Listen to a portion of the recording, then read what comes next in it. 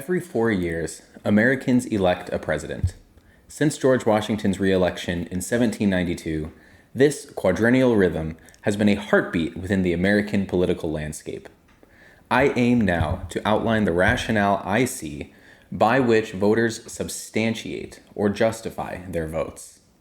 Inevitably, we will find ourselves again in this quadrennial circumstance of having to decide who to vote for. In the next cycle, I and my fellow Americans of voting age and ability will be voting between a new cohort of Republican, Democrat, and independent and third-party candidates. Voting is the mechanism for individual participation in democracy. Many consider it a civic duty. I aim to discuss here several frameworks that I have observed Americans use to make the voters' evaluation. When I discuss voting with my friends and peers, and when I listen to political content, I find that several key patterns emerge across justifications for support for particular candidates or parties. 1. Single-issue voting. Some voters will consider each candidate or party solely based on their stance regarding one issue of primary importance. The notorious single-issue voting focus is on the issue of abortion. Voters who hold the beliefs that life begins at conception and that abortion is murder will align with the GOP, who aim to limit and even outlaw abortions. Voters who hold the belief that a woman's right to bodily autonomy and to be the primary decision maker of medical decisions about her body, or who believe that a fetus without a human conscious experience may not be a candidate for moral consideration over the life and well-being of its mother, will align with the Democratic Party, who aim to protect the right to an abortion as medical care. Other single issues that voters often focus on are economic policy and immigration policy. It seems to me to be deontological, focused on a moral principle, though at the exclusion of additional considerations.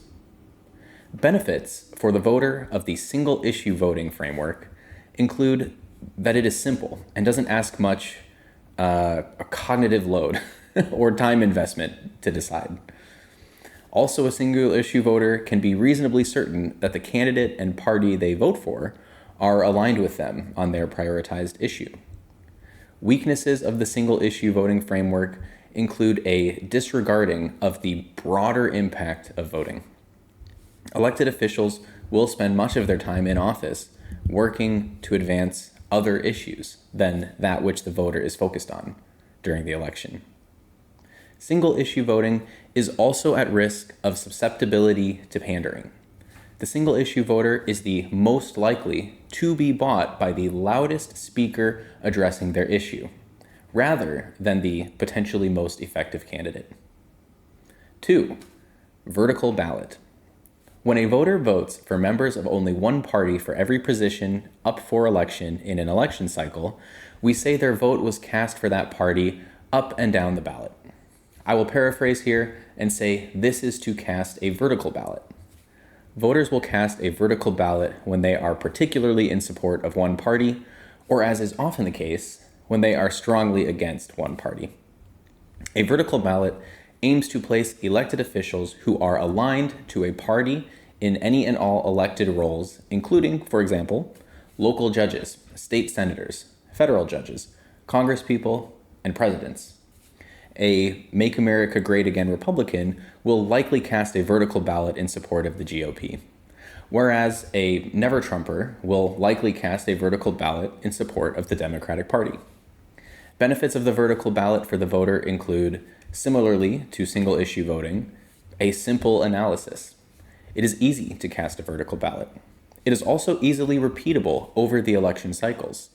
Once a voter decides to align to a party, they may continue to do so for decades, in appeal to a sense of precedent or commitment. A weakness of the vertical ballot voting framework is a complacency of scrutiny of individuals. A candidate may be of the party one feels aligned with, but may not be the most effective candidate. A candidate may be of the party one feels aligned with, but may not themselves align with the party completely on every issue. 3. The rock star. A contrasting framework to that of the vertical ballot, which focuses on alignment with a party, is one which focuses on alignment with an individual candidate. Though, interestingly, one may expect these respective frameworks to often yield similar voting strategies. Some voters will, especially in presidential elections, decide which party to cast their vote for based primarily or even solely on their impression of the person that is the candidate running for office. A voter may decide on a candidate because they respect the way they talk, or because they think they're cool, or because they have a sense that they can trust that the candidate will work with their interests in mind. I have seen allegiance and attraction from voters to individual political leaders manifest in a manner I cannot help but analogize to that of school-age girls to boy bands. There can be an enthrallment by the rock star. I do not see any strengths to this framework of consideration for voting. Moreover, I would caution against it. We must substantiate our votes with an intention, with a moral foundation that can bulwark against charismatic malefactors. We must especially fortify our minds against propaganda and towards free thinking in this age of social media, where ideas can be strategically funneled to our minds from devices we keep on us at all times. I implore you, choose that your vote reflects a set of ideals and values, more than blind loyalty to an individual. 4. Lesser of two evils. The 2016 election cycle was the first in my lifetime in which I really paid attention and felt a sense of something toxic. Attack ads were rampant, and the opinion of many voters was that neither candidate of the major parties was an ideal option, but that because of the two-party system, we had no other effective choices. To many, Hillary was seen as a corrupt deep state national aiming at holding power. To many, Trump was seen as a bigoted sociopath with no civic experience and a record of failed businesses, and so on. In that media environment particularly, a sentiment can build among the voter base that rather than positively identifying a candidate who you would prefer, voters ought to cast their vote for the major party candidate who is least misaligned with their preferences. In a circumstance of only bad choices, we are to make the choice that is the least bad. This thinking can often feel very moral. It seems good to mitigate risk, to keep bad people out of public office. Still, it seems to me that this deduction can fall prey to what I like to call the fallacy of the infinite negative. There are an infinite number of things that are not, that should not be, that people don't do and shouldn't do. In contrast, there are a smaller infinite, maybe even finite, number of things that are and should be, that people do and should do. Any particular identified from the set of things that should not be is likely not meaningful, directly because it is one of a large infinite set of things that should not be. Consider the lesser of two evils stance of many 2016 voters. It is a parallel claim to say that one should not vote for Trump or Hillary, as it would be to say that one should not write-in vote for Mickey Mouse or for a McDonald's Big Mac or for my imaginary friend. There are countless things we could rule out as bad options, but that doesn't bring us any closer to identifying a good option. In this way, the set of not options is uninteresting. Better that we substantiate who we vote for with a positive argument in construction rather than reaction. 5. Social factors. This may be the most essentially human pattern of voting. We vote like the people we respect vote. We vote like the people we spend time with do. We vote like our parents do sometimes, like our clergy do sometimes, and like our friends do sometimes. This is the effect of the rhetorical ethos, of the implicit authority found in social connection. Much of the decision-making in other areas of our lives is driven primarily by the influence of those we care about, those we trust. Voting is not so different, and this is natural. We are social creatures who value social bonds. For many, Truly, in a similar manner as to how one might defer to a friend the choice for which restaurant to head to for some dinner, so too might we defer our decision of who to vote for. A positive of the effect of social factors is that we maintain alignment with those in our in-group. This is no small thing. The social effect on voting decisions is communitarian. We are shaped by and responsible to our social groups. A negative of this effect is a complacency of personal agency. There is potential for a significant gap between the intention of a vote and the effect of that vote if candidate policy positions have not been understood and taken into consideration. As with single-issue voting and the rockstar effect, social pressure can restrict freedom of individual thought. 6. Policy comparison and pragmatist voting. In my opinion, perhaps the most defensible framework of all is that of the policy comparison or pragmatist voter.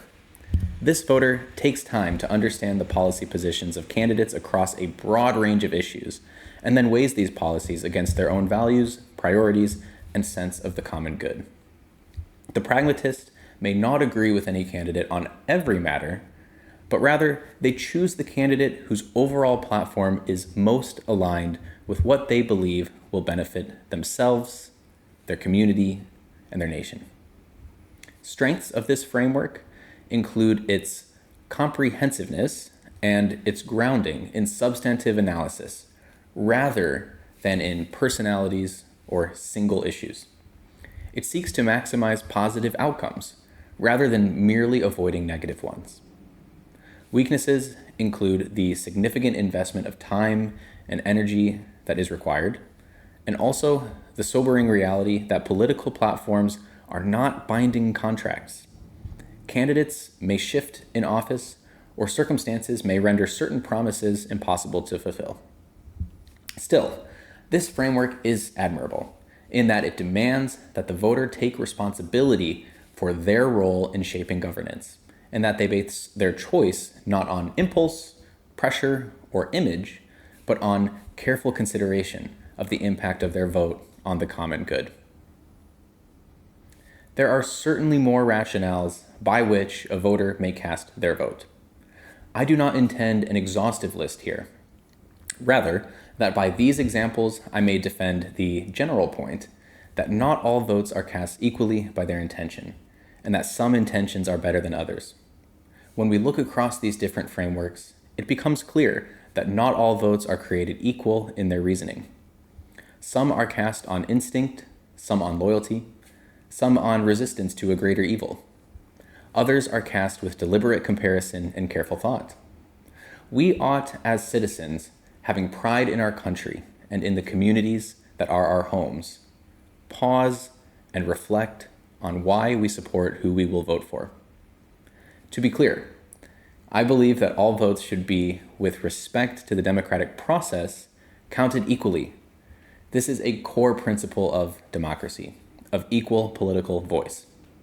I argue that the more intentional and the more comprehensive our reasoning, the more our vote is considered an act of civic participation, and that this is a good thing.